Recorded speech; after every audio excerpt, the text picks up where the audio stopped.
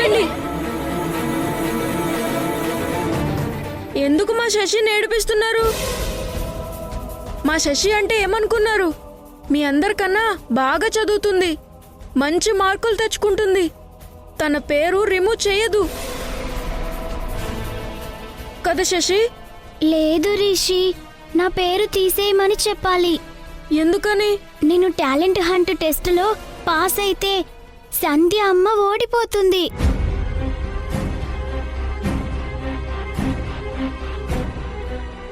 ఓహో, అదా నీ ప్రాబ్లం. అయితే ఒక పని చేయి. ఏంటది? నువ్వు ఎగ్జామ్ రాసి మంచి ర్యాంక్ తెచ్చుకుని నువ్వు అందరికంటే తెలివైన దానివి, మోస్ట్ టాలెంటెడ్ దానివి అని నువ్వు నిరూపించుకో. అప్పుడు ఆ క్రెడిట్ అంతా నీకు సంధ్య అమ్మ వల్లే వచ్చిందని వీళ్ళందరికీ చెప్పు. అప్పుడు మీ సంధ్య అమ్మ గెలిచినట్టే కదా.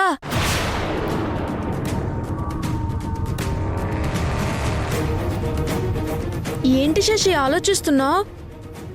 నేను చెప్పినట్టుగా చెయ్యి. మీ సంధ్య అమ్మ ఓడిపోదు. కరెక్టే రిషి. నేను టెస్టులో మంచి ర్యాంక్ తెచ్చుకొని అదంతా సంధ్యమ్మ వల్లే జరిగింది అని అందరికీ చెప్పి అమ్మను గెలిపిస్తాను.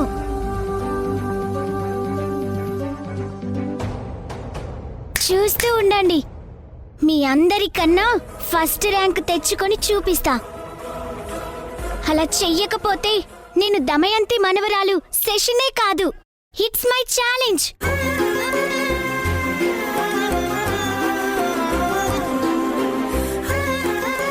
సార్, నా పేరు అలాగే ఉంచండి. నేను టాలెంట్ హంట్ టెస్ట్ తప్పకుండా రాస్తాను. ఓకే శశి. శశి, నువ్వు అస్సలు తగ్గద్దు. అస్సలు తగ్గనస్సలా. పద వెళ్దాం.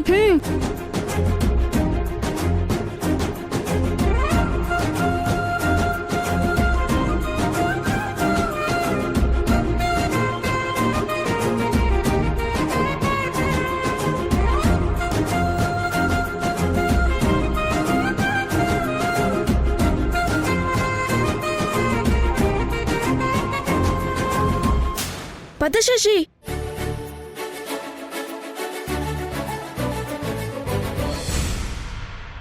ఏం చేస్తాం? ఈ విషయం ఇలా మీతో చెప్పడానికి నాకు బాధగానే ఉంది, కానీ చెప్పక తప్పడం లేదు. ప్రాజెక్ట్ వారంలోనే క్లోజ్ అయిపోతుంది. సో మీరందరూ వేరే కంపెనీస్లో జాబ్ చూసుకోవడం బెటర్. అందుకే ముందుగానే చెప్తున్నాను. మీ అందరికీ పేమెంట్ సెటిల్ చేయమని అకౌంటెంట్తో చెప్పాను. ఎన్నాళ్ళు నాకు కోఆపరేట్ చేసినందుకు మీ అందరికీ థ్యాంక్స్. ఓకే, ఇంక మీరు వెళ్ళి మీ పని చూసుకోండి.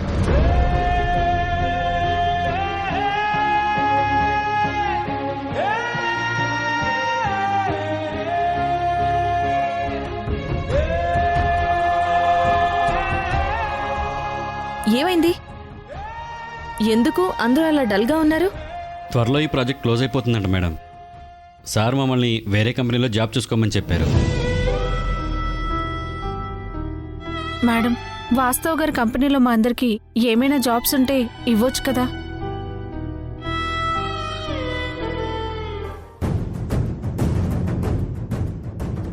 తేజ, సింధు మర్ది గారు కలిసి వర్క్ చేసే ప్రాజెక్ట్ క్లోజ్ అవ్వగానే ఈ ఆఫీస్ అంతా మన కంపెనీకి హ్యాండ్ ఓవర్ అవుతుంది. ఈ ఆఫీస్ ఇన్ఫ్రాస్ట్రక్చర్ అంతా ఫుల్గా చేంజ్ చేయాలి. ఇప్పుడున్న కంప్యూటర్స్ సరిపోవు, ఇంకా కొన్ని ఎక్కువ కావాలి. ఆర్డర్ చేసి తెప్పిద్దాం మధు. అదెంత పని చెప్పు.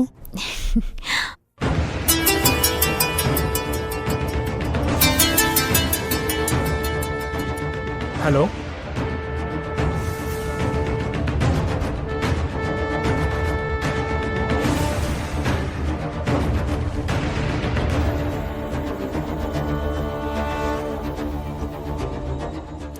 ఒక్క నిమిషం. Okay madam.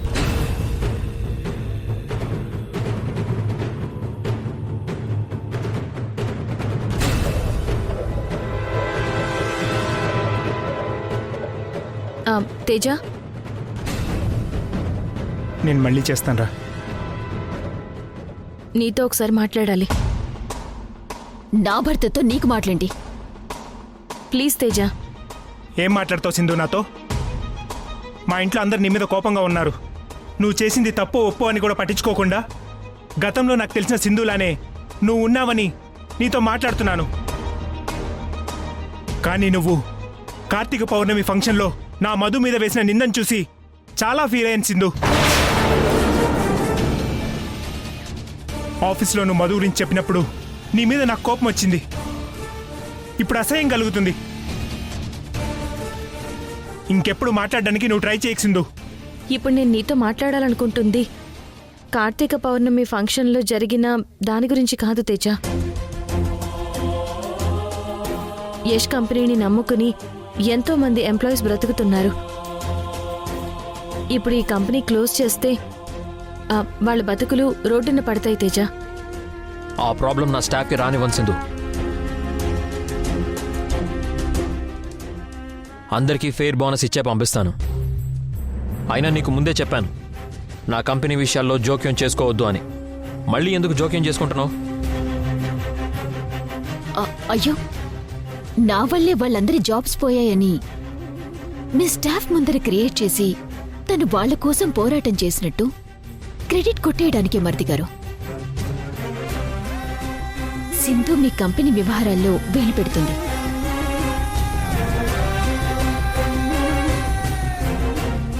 చూడు సింధు, నువ్వు వరుసకి నాకు చెల్లివి కాకపోయినా నేను నిన్ను నా చెల్లెలిగానే భావించాను. నా మీద నీకు ఎందుకింత కక్ష తెలియటం లేదు.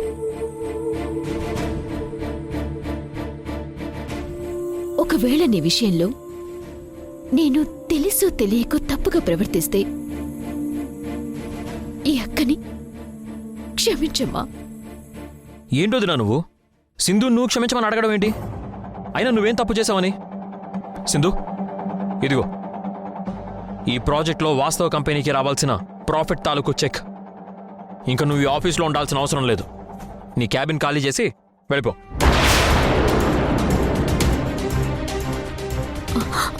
అయ్యో మరిది గారు, మీరు మరీ అంత కఠినంగా మాట్లాడితే పాపం సింధు బాధపడుతుంది కదా. మధు, ఏం నటిస్తున్నవే? నీ పర్ఫార్మెన్స్కి ఆస్కర్ అవార్డు ఇవ్వచ్చు.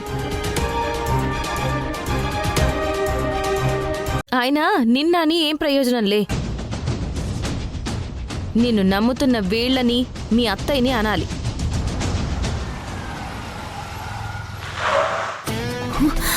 సింధు, నన్ను ఏమైనాను పడతాను, కానీ దేవత లాంటి మా అత్తయ్యనంటే నేను ఊరుకొని చెప్తున్నాను.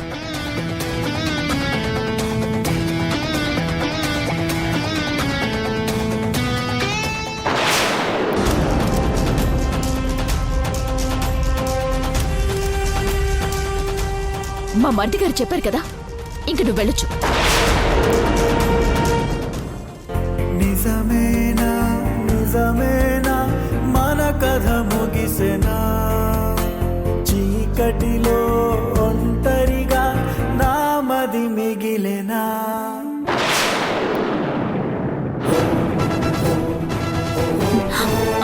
అదే